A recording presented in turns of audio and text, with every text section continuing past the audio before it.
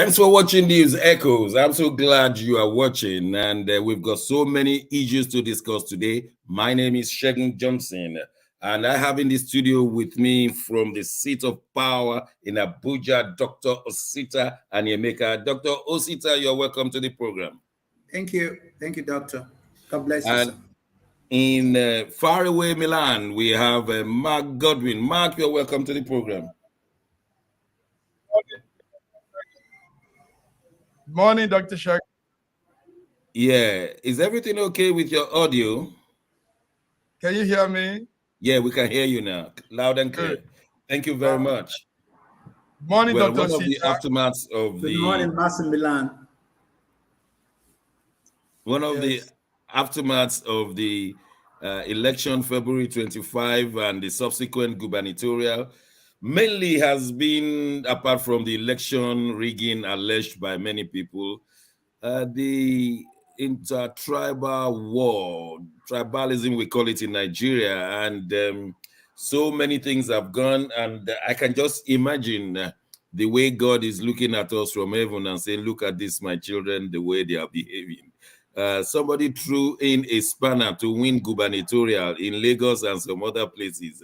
And now, and it appears the spanner is working. All of a sudden, nobody remembers development of Nigeria. Nobody remembers no electricity, no water, no good roads, no jobs. What they are now remembering is Yoruba is better than Igbo, Igbo is better than Yoruba. Things that Northerners are watching them and they're laughing at them and saying, now we got them. And the politicians are also marrying one another, giving husband and wife to one another, and making money out of it, and their little subjects are fighting themselves, intertribal wars. And it's such a funny thing that if we don't quell it from this angle, it will be what will linger maybe for the next 4 years. Ashiwaju, who many people have described as not winning that election, and of course that America and Nigeria have agreed that it's a drug baron, at least at one point. Shiwaji will now capitalize on that and stay in power and sustain in power by tribalistic weapons. And that's what we want to first of all discuss. How did it get to us? We who are forward-looking, looking for development of Nigeria, looking for the increase of benefits and infrastructures, and all of a sudden, the only thing we could discuss is one man is better than the other. Who says, and how did we get here? Dr. Osita, you are a very formidable man, well-respected, and you've been a proprietor of an African university on diplomacy. We really need to hear from people like you. What do you say, Dr. Osita? Yes, to be very upfront with this, Dr. Johnson, it breaks my heart. It really, it touches the very recess of my heart. I am not sure if this is Nigeria that I was born into and that I grew up in. You and I remember Nigeria. You and I remember Lagos. You and I remember everywhere else in the country. So let me start by saying that this kind of Nigeria will not last. We cannot take it because it is just here to serve a purpose and an evil purpose that will not last. And there is no way we can let it last. You and I, Dr. Johnson, I am from the South. You are from the Southwest. And I know that I visit you, I eat all the meals I want. We are still brothers. Nothing can stop that. So whatever politics has brought in 2023 will not last. For for several reasons. It is not economical. There is no way Nigeria can be a rich country playing tribalistic games. It cannot work. So whatever the culprit is playing, he has not won an election. Let him go home and lick his wound. It's simple.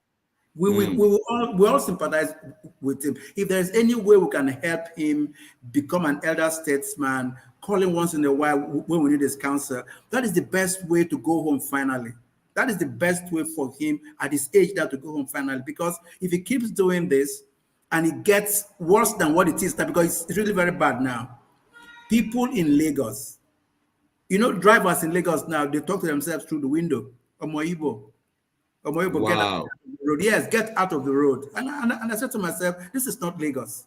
The Lagos, I lived in Lagos for 15 years, and that was a fun place to live in, because even in bad traffic, you still laugh about it. Even inside the rain, when there's waterlogged everywhere, we still laugh about it. But these days, it's not happening anymore. Okay, People I'll come back to you in a minute. all right.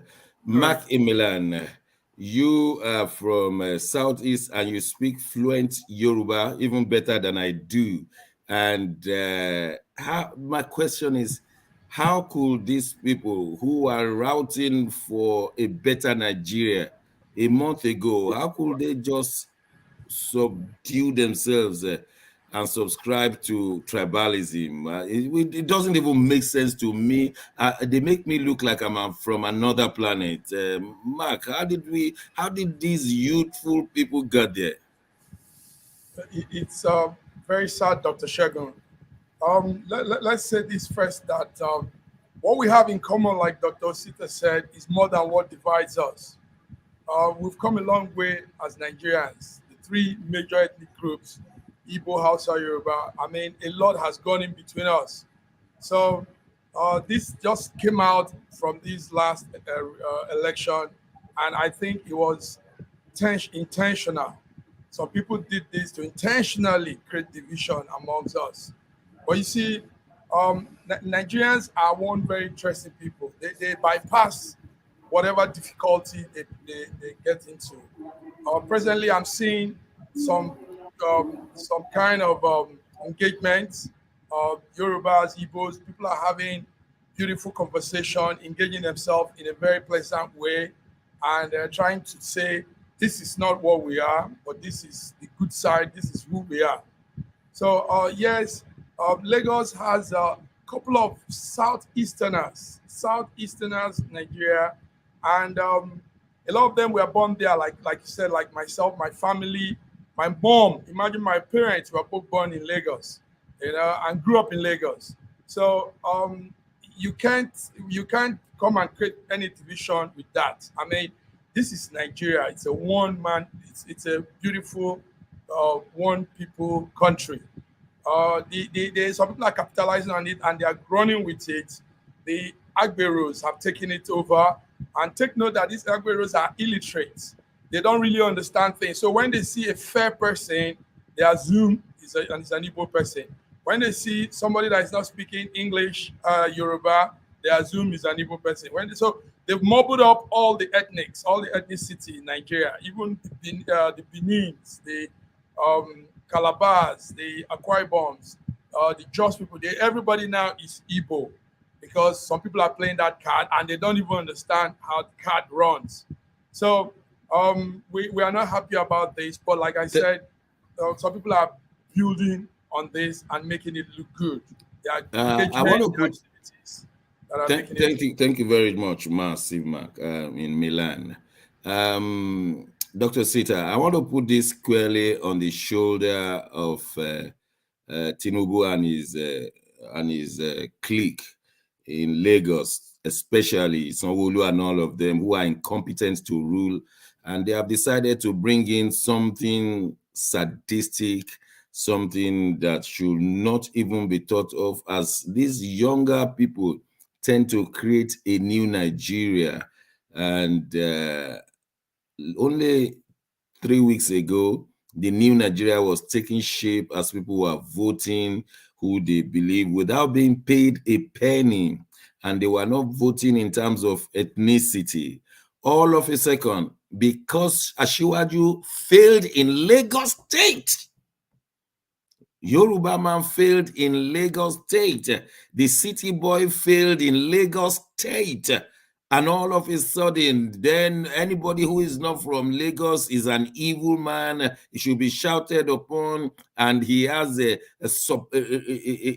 cloud of supporters who never went to school, Agberos there, and they are now supporting something that will destroy them, will never make them see that future.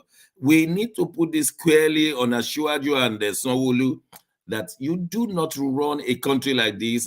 And when you introduce things like Oro is an evil fetish thing that will always divide rather than unite. No woman must see Oro. So there's a misogyny there. Foreigners must not see Oro. So there is a misogyny there. And this is a thing that we need to come head on. Nobody is afraid of anyone in Lagos or Nigeria. Every Nigerian should know that one. And I don't believe I'm saying anything new. Every Nigerian is equal to one another. Nobody is afraid of anybody. President Buhari, so-called President-elect Tinubu, everyone should know that they only have one head, one life, and one Nigerian citizenship.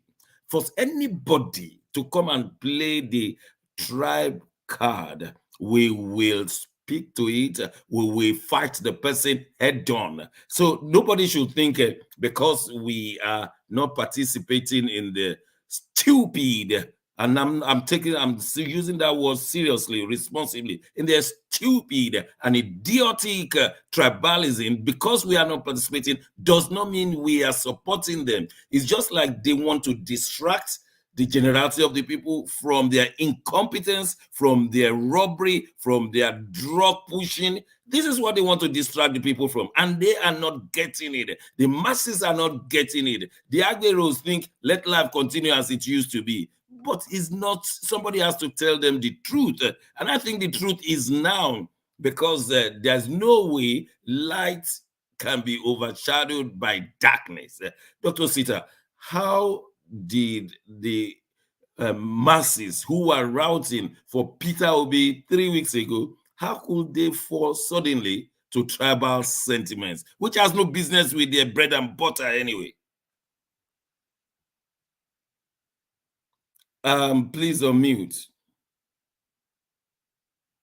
I have a little good news. I live in Abuja, and then we are all condemning everything that is happening in Lagos from here. We are condemning it because, like you said, this is the Nigeria that we have been very proud of. The problem with prejudices is that when it begins to erupt and we let it filter, the festering gets to a point where you can no longer control it. As a matter of fact, it has led to war in some countries. So what we are thinking now, like I always say to people, what we do at News Echo is to contribute to the development of our country, talking to an international audience. That is what we do. So what we're saying here, right here now, is that we condemn ethnicity.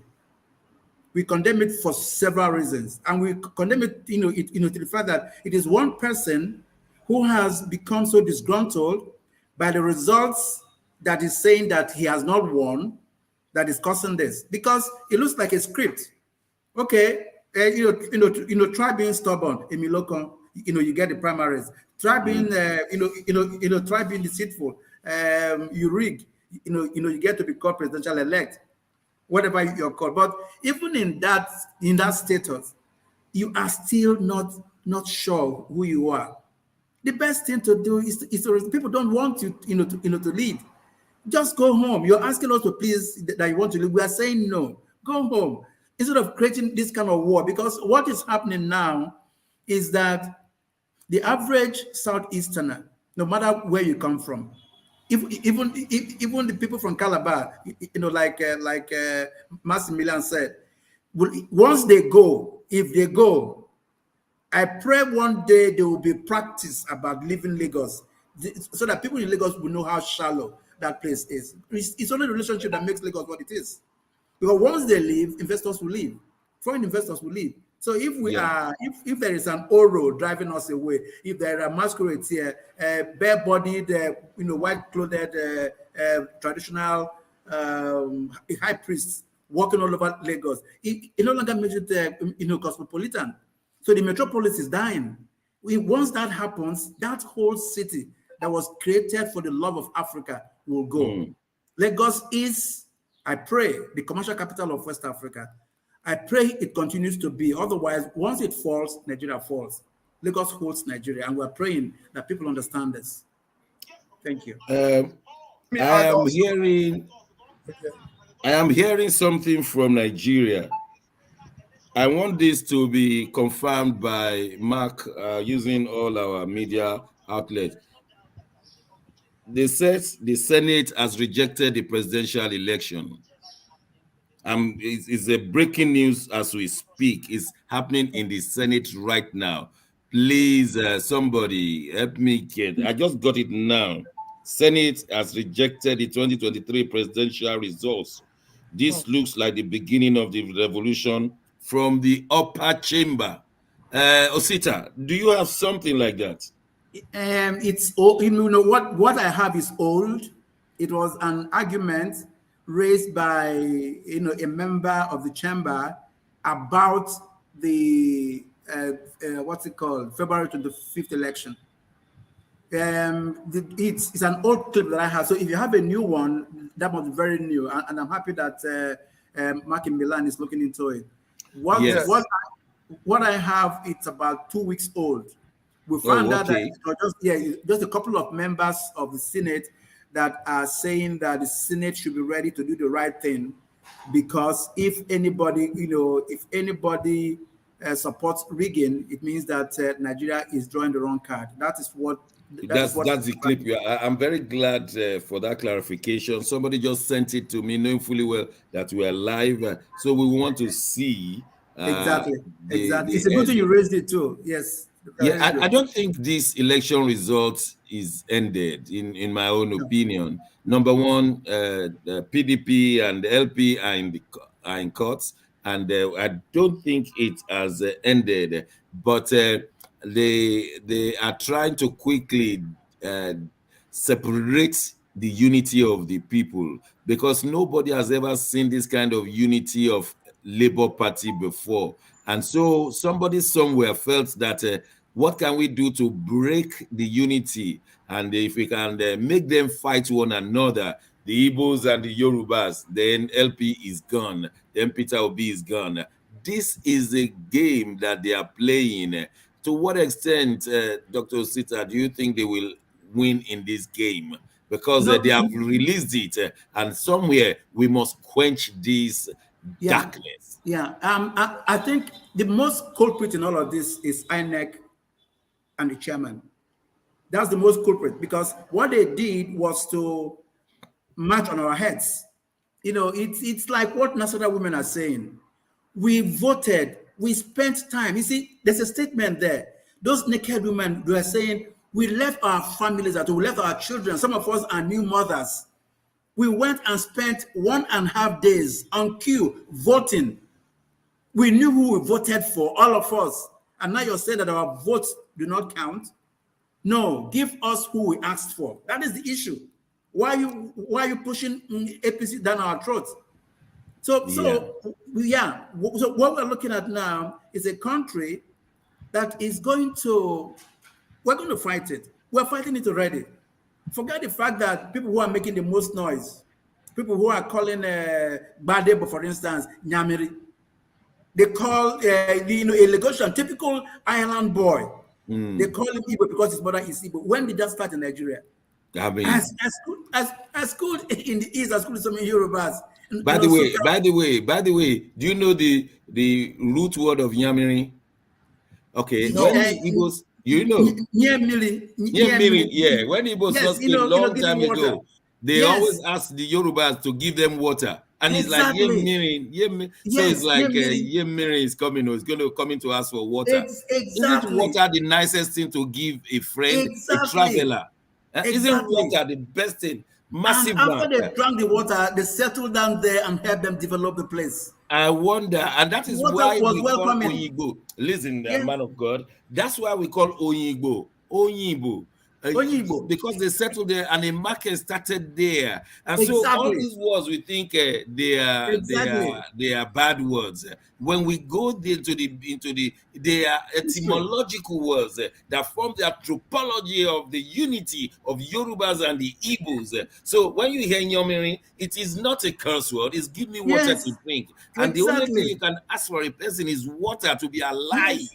And then they stayed, and then Oyigbo, I mean, it's like that is an Igbo man. He's Igbo, and the Igbos call the Yorubas Ngbati, because the Yoruba man he cannot speak 3 sentences without putting Ngbati. Ngbati basically we mean when I got there. Nigbati mo debe. When I got money. Nigbati mo gba owo. Then I went home. Nigbati anymore. So the Igbos were this Ngbati man. Every sentence is with Ngbati. Now these are the basic things, and we need to laugh at ourselves. We talk to ourselves, and all these rubbish by political stalwarts.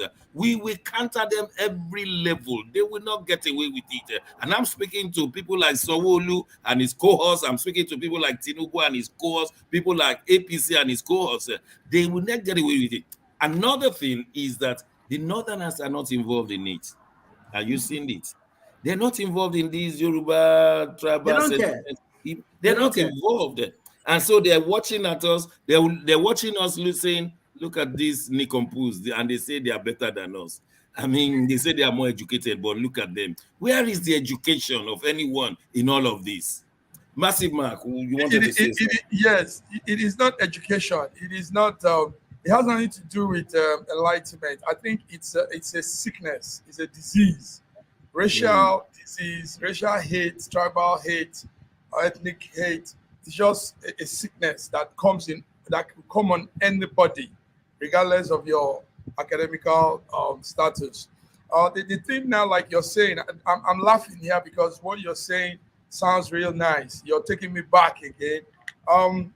We grew up loving ourselves with all those little things that makes us who we are. You know, the Yorubas we have those traits. Igbos have that, but we laugh with this. In fact, comedians in Nigeria, stand-up comedians, use this as comedy, and it's so hilarious. People laugh.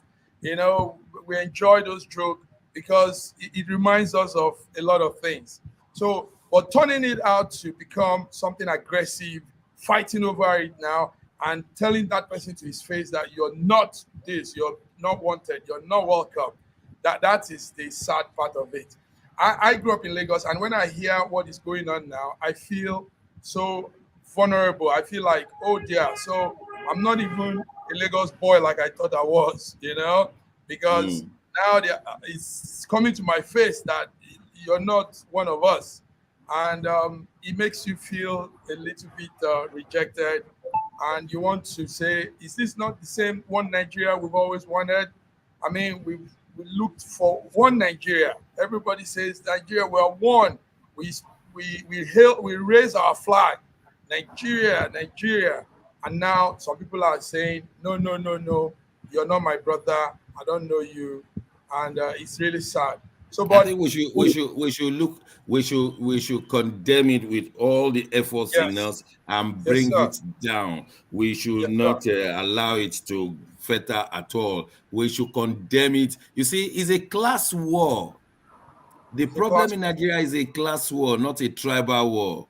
The haves and the have-nots. The Oh, have-nots are yes. more in number, and those who are having, they are scared of their position, so they look for things to divide them, things of tribe, things of religion, And, things that have no. yes, Dr. Shago, I want to also say that from the southeastern part too, this shouldn't escalate.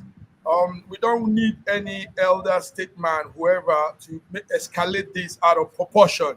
You know, they shouldn't be saying things also and call some other people rascals and all that. But we understand where some of them are coming from. But we really need to stop this, however we can. We don't want any of this because, Dr. Shegun, you know this. In every home now in Nigeria, there is an intermarriage going on with one tribe or the other. Is that not Yes. correct, Shegun? Yes. In fact, the same Tinubu and Sanwo-Olu that is talking, Tinubu's wife is from the South. Remy. Tinubu's son is married to a Southeastern lady. And like that. And you have even more of such intermarriages. So we don't want to put these families in jeopardy. I mean, people, you come home, instead of being relaxed with the other wife from the other town region, you feel somehow because there's something going on in the street. Massive, massive Mark. Thank you for your mass sermon. I never knew you could be a good pastor, but with this sermon, if the political class thought they have managed to get the oppressed class to start thinking things that are mundane and not useful to the development, they've got another thing coming.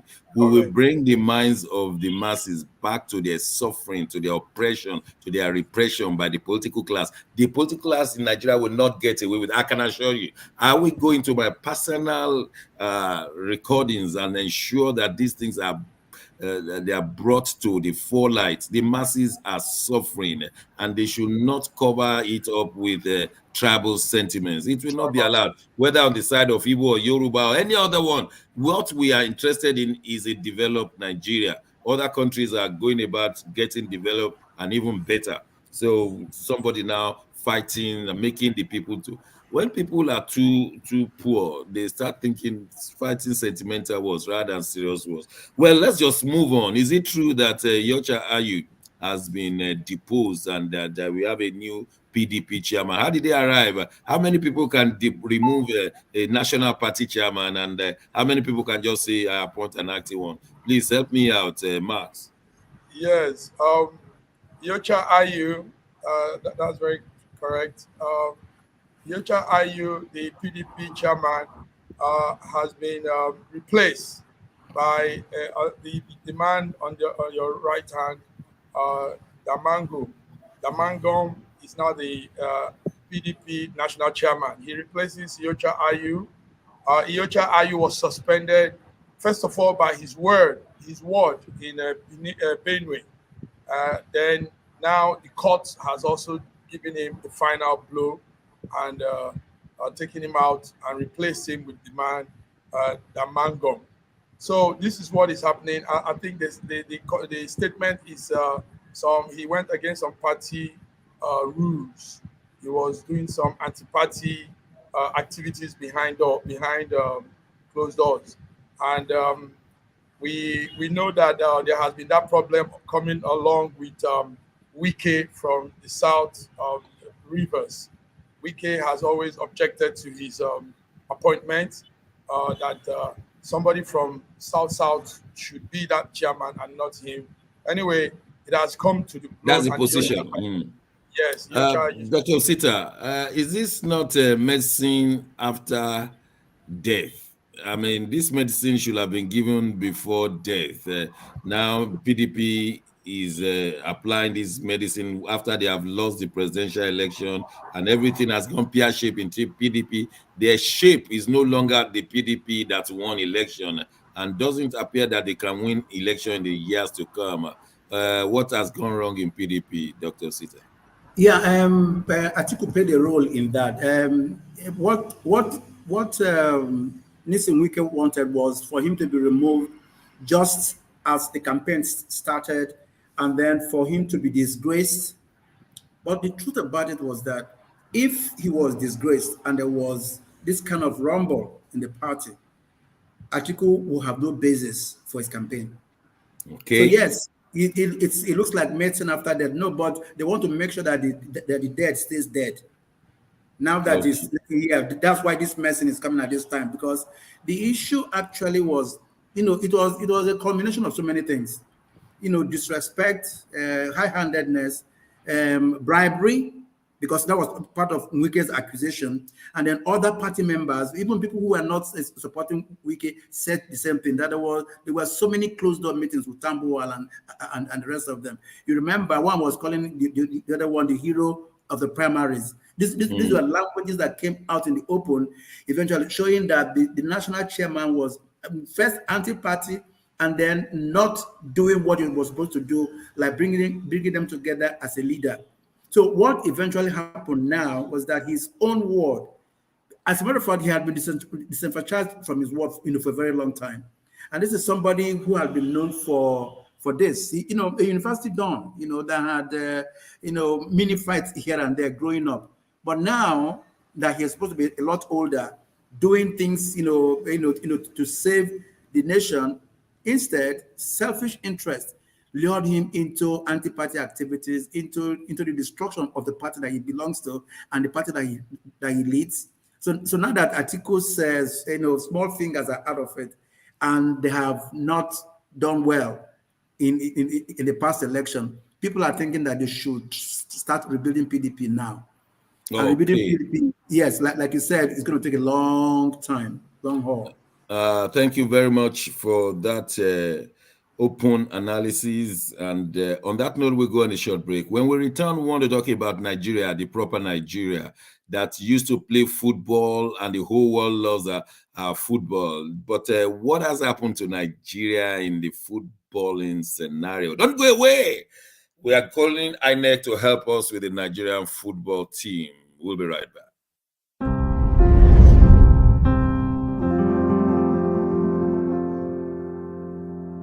Arise, oh, compatriots, Nigeria's call, obey, to serve our fatherland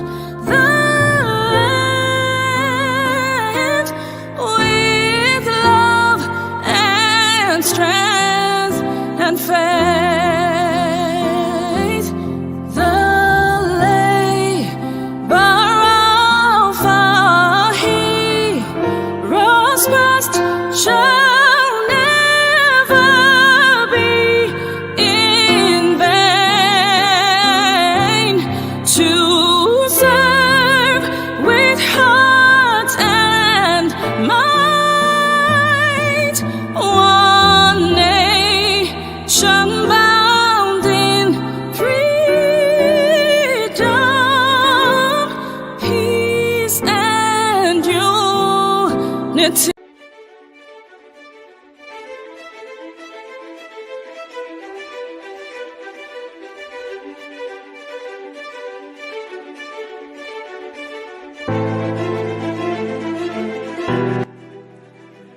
Hi there, I'm Mary Keurig, and I am a businesswoman in the United States, but I'm also the Global Content Vice President for the Sub-Saharan Open University in Nigeria.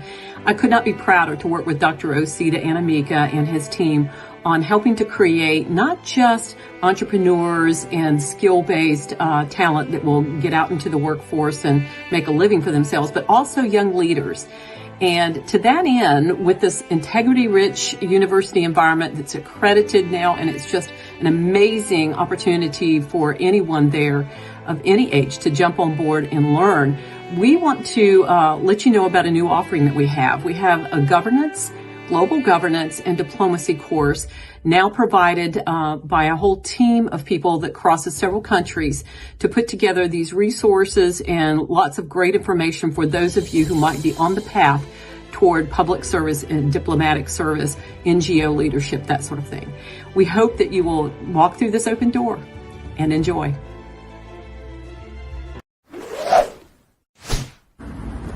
A year ago, I wrote a book. Thank you for watching News Echoes, and we just have to move on. We want to talk about the Nigerian football. One country, nobody knows the spelling of it, even where it is located. People look for it, so tiny. Called Guinea-Bissau, walloped Nigeria, understand, 2-0. And all over the internet, they said, where is INEC when you need them most? This was the time INEC has to write the results. It should be, they said that result should have been 10-2. If you don't like it, go to court. Let's start. Dr. Sita. Okay. Remove Mahmoud Jakub. Let's remove INEC from this one. Dr. Sita, what happened to the Nigerian footballing system? We were not represented at the last World Cup. We are not going to be represented in Olympics. Please tell us. You are in Abuja. What happened? It is not skills. Our boys have soccer skills. It's not skills. The only problem we have is sports management. Let me tell you a story. On my birthday, August 1998, I was in class at North Dakota State University. I was a Ford Foundation Fellow then. And then somebody just called me and said, Sida, do you know that if we bring 1998, 11 Nigerians playing for international clubs, that they win World Cup? It hit me. 1998. A young boy in my class, he was from Venezuela. He said, if we bring 11 Nigerians playing for international club sites, they will win a World Cup. I said to myself, he said, look at all of them playing for different clubs. They are doing so well. How come you guys can't put them together as a Nigerian team to play? So I said to him, I don't know. But now I know.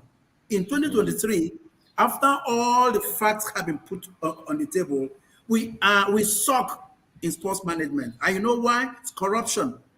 Wow. Corruption. We want to put our girlfriend's brother in the team. Meanwhile, he cannot go beyond one goalpost to the other. We want to put our sister's son in the team. And then we want to put somebody who will manage it, steal some money, bring it back to me, and let the boys suffer. It's wrong. It's wrong. So somebody who went for a tournament and won, won for Canada, he's a Yoruba boy. He's saying, if you bring Nigerians again, I will whoop their ass because I'm angry. Exactly. He is angry. You know why? He came home twice, seeking placement in national team for the Olympics. They turned him down twice. He came with his own money. He's my friend now. I don't want to call his name. So he said to me, Osita, you know what? Let's forget about this. When people are tearing their passports, it's the extreme, but that is what pushes that behavior. Our country doesn't care. So listen to this. It might make you laugh. The third 11 of the Gambia, we win our first 11. Yes. You know why? The Gambia is just a small place, yes, but their president sits in a lounge with the players, and they speak their language. They talk together. They pass through. Yes, they pass tray of sweets and candy, and he picks from the same tray. Wow. Do you think any of our leader has sat with us? Not even the minister for sports, not even the minister for youth development has sat together with our group anywhere in Nigeria. No. Why? Because we have gods and we have servants. Even the people who are yeah, I think the picture is getting clearer. Massive mark. Anthony Joshua approached Nigeria to represent Nigeria for Olympics. They turned him down. Anthony Joshua is a household name all over the world. He has won so many championships, yes. and we missed it. And how about Nigerian footballers who were not picked and doing very well in European football clubs? Not to talk about the football sports minister that forgot our winning girls in Cameroon and saying we didn't expect them to get to finals, and he abandoned them, and those girls still brought the cup. What maladministration? How long shall we shout it from top of heavens that sports administration in Nigeria is zero, -0? Tell us more, Mark. -0, Dr. Shegun. It's a sad one. Last week, we all cried. The coach Salisu Yusuf, we thought he has come to change some things in the team, but sadly, right there in the Moshood Abiola Stadium in Abuja, the Guinea walloped our guys 2-0. Very, very sad, and this has taken us out automatically from the 2024 Olympics that will be held in Paris. So it's a shame. It's a shame. What's the name of this country? What's the name of this country that walloped us? Are they on the surface of the map? Dr. Shegun, you listen. What you're doing now is they will hit you for this, because that wherever they are, whoever they are, have just trashed out your elephants and your lions. These people must be dolphins. These people must be dolphins or something somewhere. I mean, can you imagine? Even if they are ants, They just killed the elephant and the eagle and the lion and everything together. Can you imagine? This Guinea-Bissau team, do they have a name? Do they have a name Yes. like the lions of Cameroon, the elephants of this, flying elephants of Nigeria? Do they have any name? Yes, I think so. I've forgotten now. But the sad thing is, we're not coming to World Olympics 2024.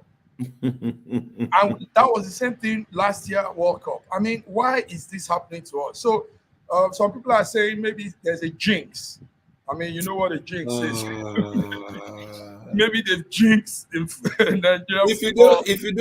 If you attend the Dr. Osita's university and you didn't read your books and you say it is jinx, they will give you 0. There's no way you're taking that certificate to.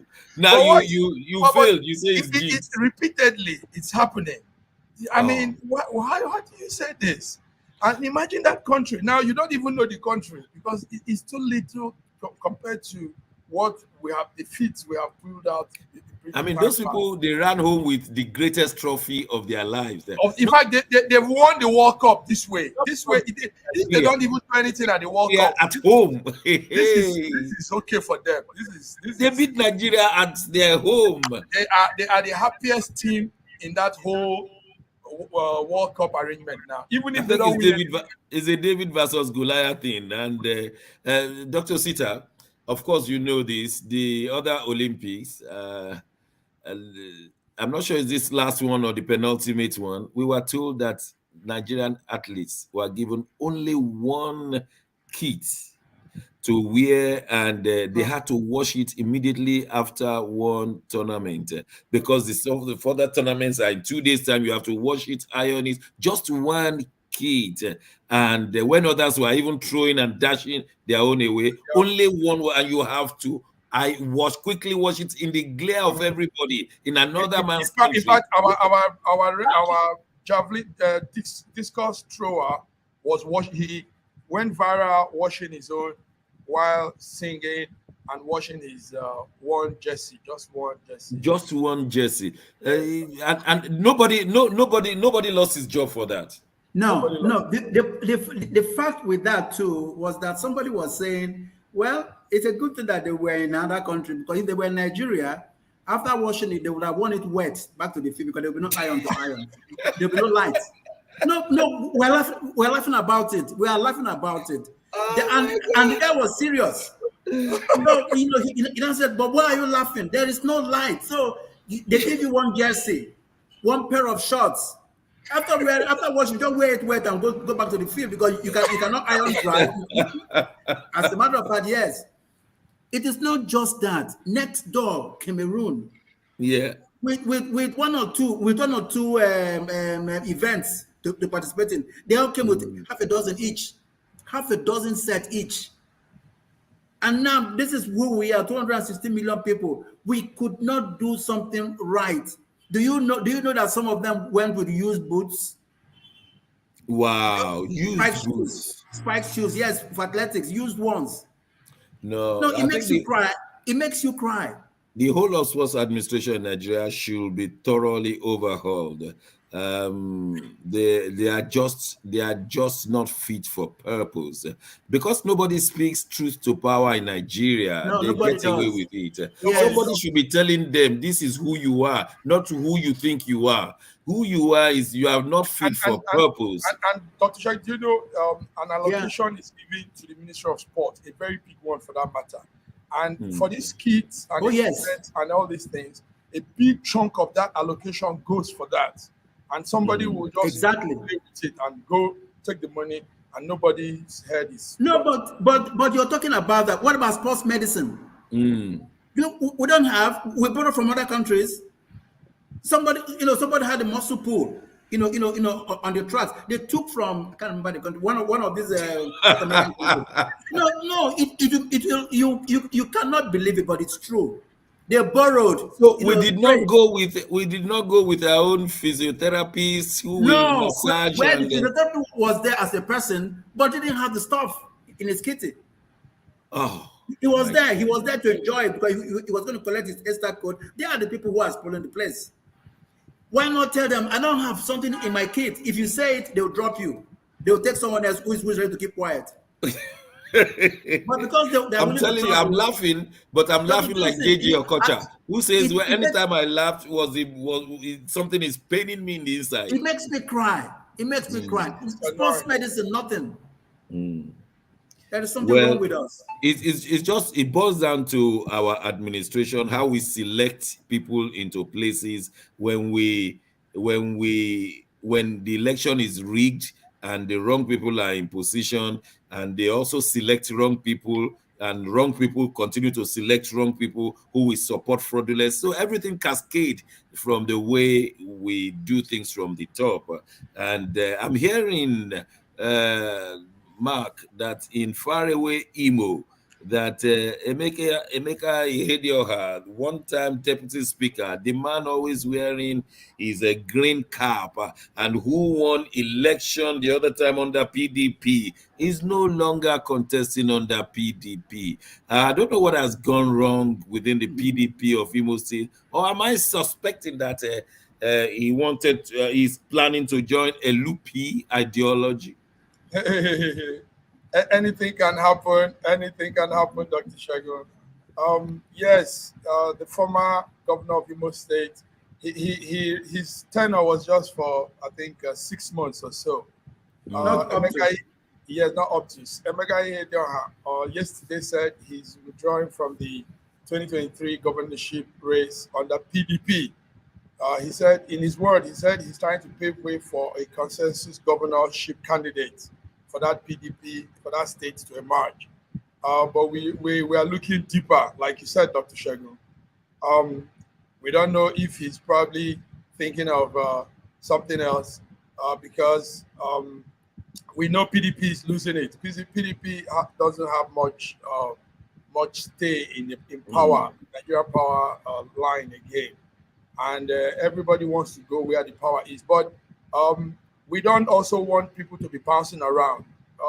Thank God that the LP party, like we used to say here, Dr. Shagun, the LP party is bringing in ideology now into Nigerian political space. And that's very impressive.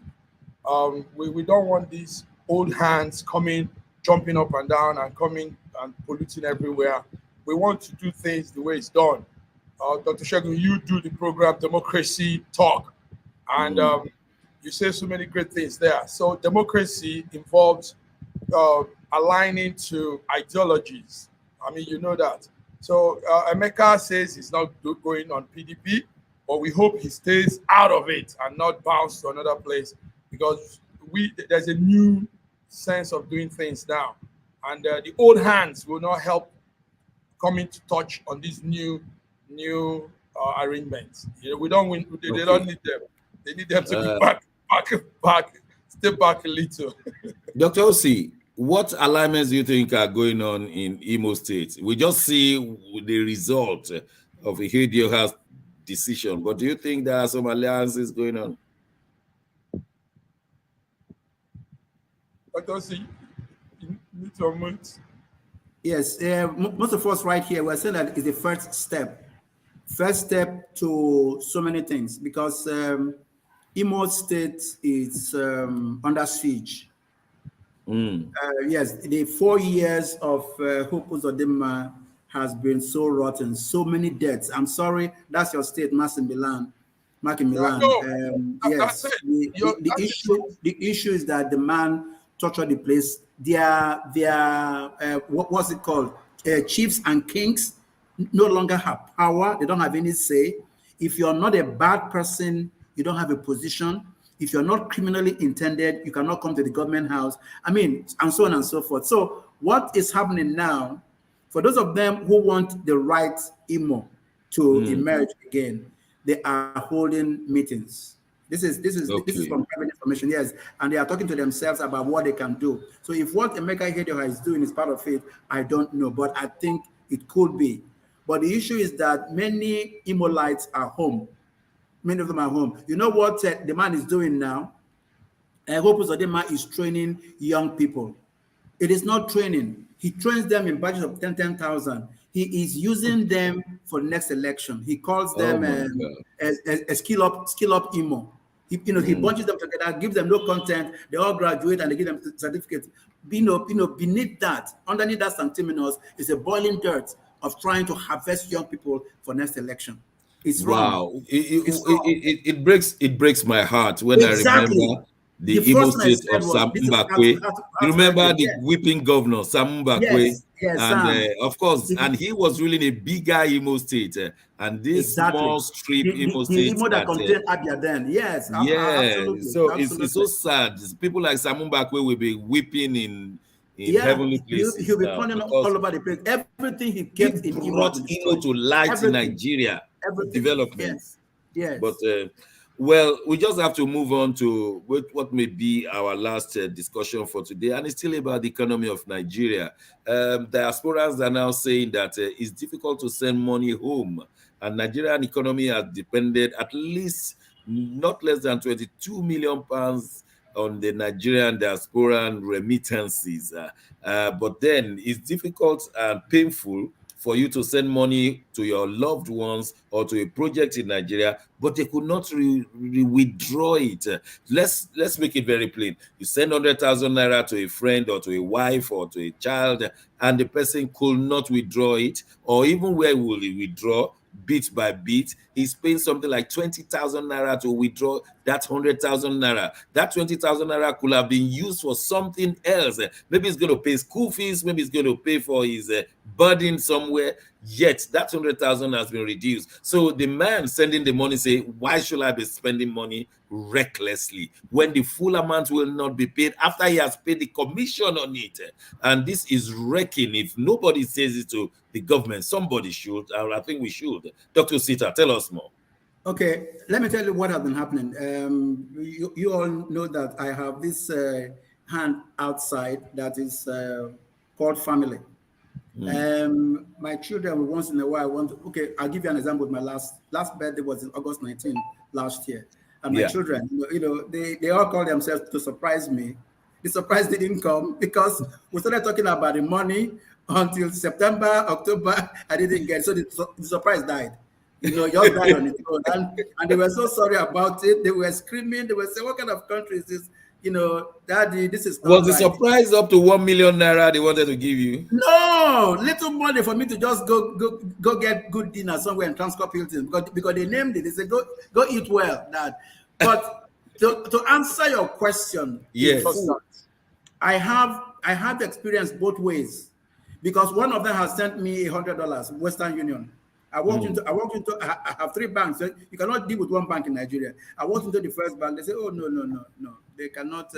I said, why? And that was, let me not call them so that I don't spoil them. So I went to the other one. The other one said that, hey, no, this thing is more than 1 week. They send it now. It has been sent back. I said, Western Union. Okay, so I now went to the third one. The third one had my friend as a branch manager, and I said, I'm trying to avoid this. So I went and sat in his office. I say, see this is Western Union. Give me $100. He called the lady and he bought $100 for me. I put it in my pocket. So I had to use a branch manager, classmate.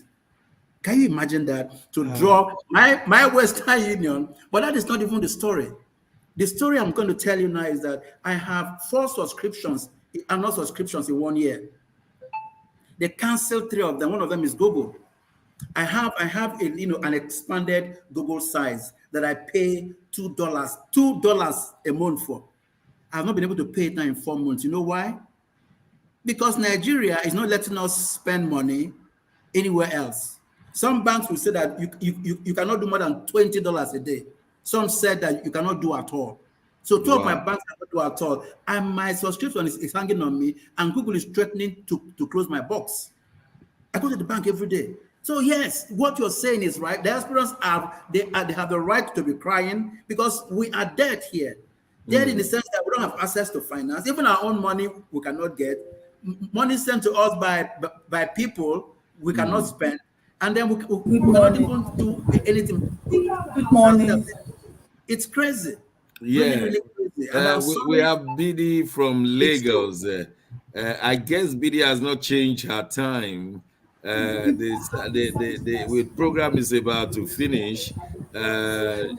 Yes, you have not changed your time apparently. We are, the world has changed the time, and but because we always like your input, so I believe that our coordinator got in touch with everybody. Maybe didn't get you. You are busy changing money in the bank. Sorry, am I late? You are 1 hour late. Are you for real? The Yes, time has been because changed. the time has changed in Europe. We have moved 1 hour backward, and so we move 1 hour backward to move forward, whatever that means. Wow, Anyway, I'm not aware. Mazimbak, you didn't tell me. Okay, it's okay. We're live on screen. Yeah, so Dr. Shagun, what we are saying is on top of all this anyway, yeah, yesterday CBN brought the E-NAIRA. The okay. E-NAIRA is hopefully might change this whole confusion that is going on, because No, how many it's, Nigerians can be yes, involved in E-NAIRA? I mean, let's face it. Somebody yeah, is selling pepper and tomato, and you are talking of E-NAIRA. Even the physical Naira he has not seen. The old Naira he has not seen. The new Naira, you are not talking of E-NAIRA. Where is the phone to do E-NAIRA? where is the Let's allow BD to say something. BD, yes. Nigerians in diaspora are finding it difficult to send money home because they send 100,000 naira and the person could only collect 80,000. How have you been coping with such? It's not been easy, honestly. Coping in this cash crunch is one of the worst things Nigerians have experienced in these last few months. And talking about e-naira, this naira redesign was like a test running of what Nigeria actually want to do. So it's obvious we are not yet ripe for such kind of system, because first we don't have the infrastructure. Because before you can talk anything about e-naira or even going your infrastructure should be good and strong. Nigeria, we don't have the infrastructure, because now why it was problem within these last few months is because people don't have cash. Then making transfer was a very difficult one. You make a transfer, it takes days before people can see it.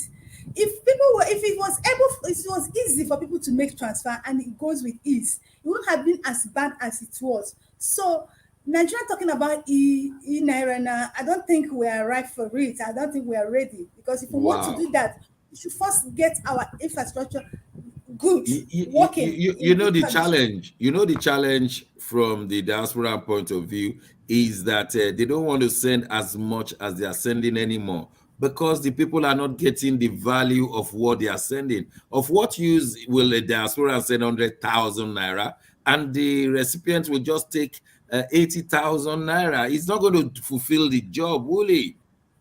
It's true, because you're practically making money for some lazy people who are lazy somewhere, just sitting in the name of POS. Because Yeah. those are the people, and not just the POS, the bank manager, the greedy bank manager. Because you know that this about 75% of these POS are owned by bank staffs and bank managers. So you're practically making money for them. So you won't blame them.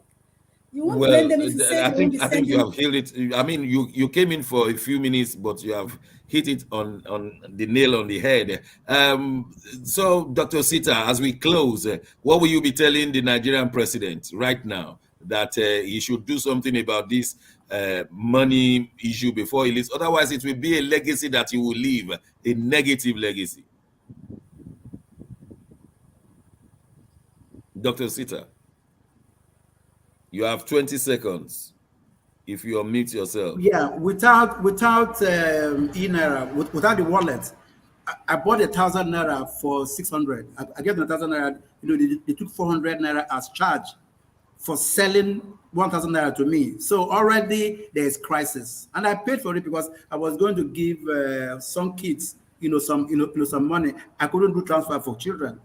But Okay. The issue is this: if they want to do e-wallet, let them expand our network. That's all. That's right. Massive Mark, is that the legacy that Buhari will leave? The man who shortchanged the Naira.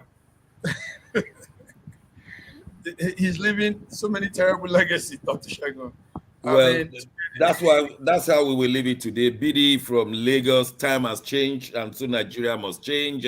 Infrastructures, Dr. Sita from Abuja, we want to thank you. Massive Mark in Milan, we want to thank you. Until Friday, when we bring you the latest across the globe. My name is Shegun Johnson. God bless you all. God bless you, sir.